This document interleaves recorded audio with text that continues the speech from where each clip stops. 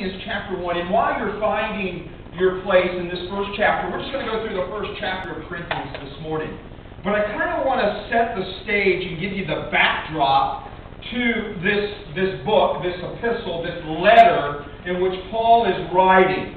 All right, he is writing to the church, the Christians who are in Corinth. Now, we need to understand something about this city, because this city, and understanding the makeup of this city, helps us understand the problems within the church. Corinth was a metropolitan city, very diverse. It was, they had everybody there. Everybody, young, old, different diversity in culture. They had Jews and Greeks. It was just a metropolitan city, very diverse. As far as business goes, financially, they were a very wealthy city. There were three main ports into Corinth. And so Corinth became this major hub of trade that supplied, at that time, the Eastern world as well as the known Western world at that time. And so financially, they were a very wealthy city. Culturally, very diverse. Religiously, again, very diverse. They had a lot of religions. Not just the Jews, but the Greeks and their many gods, their plurality of gods. And so for the Christian, there was many obstacles. And there were many oppositions. For the church in Corinth, it would be easy for them to kind of blend in with the world. For many Christians, it was hard to do business, because if you did not worship the many gods, well, then people didn't do business with you. So it would be easy to compromise. It would be easy to blend in with the world. It would be easy to not stand firm in your convictions, but to give in. Go with the flow.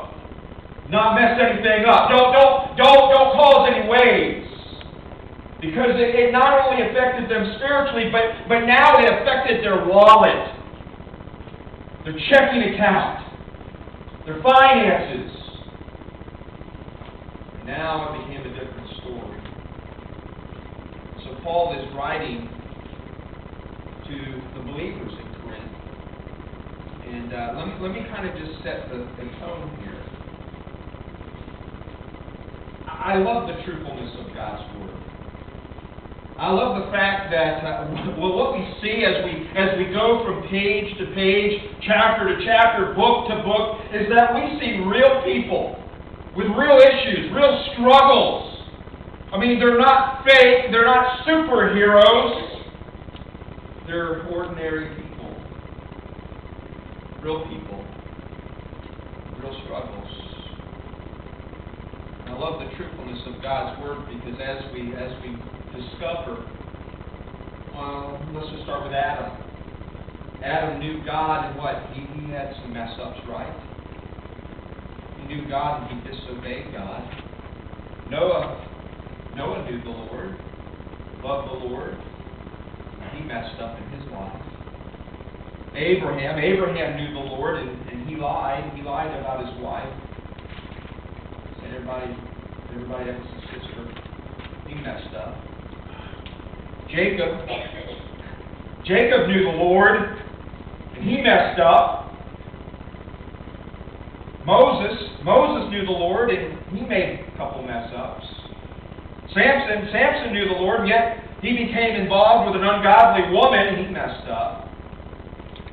David knew the Lord. He messed up. Thomas knew the Lord, and he doubted. He didn't believe. Peter knew the Lord. He denied. Even Paul, this great spiritual giant here, even in his life he had mess-ups. One thing you can tell about Paul is many times he didn't get along with people. Had a hard time relating with people. Demas knew the Lord, and yet he forsook Paul and the pleasures, or he forsook Paul for the pleasures of the world. Now, I say this because even we as believers, I don't want us to sugarcoat or have this wrong idea. Because even as believers, there are times we know the Lord and we fill in the blank. We mess up, right? We fail the Lord sometimes. We compromise. The encouragement that Paul is writing to the Christians in Corinth is, don't compromise.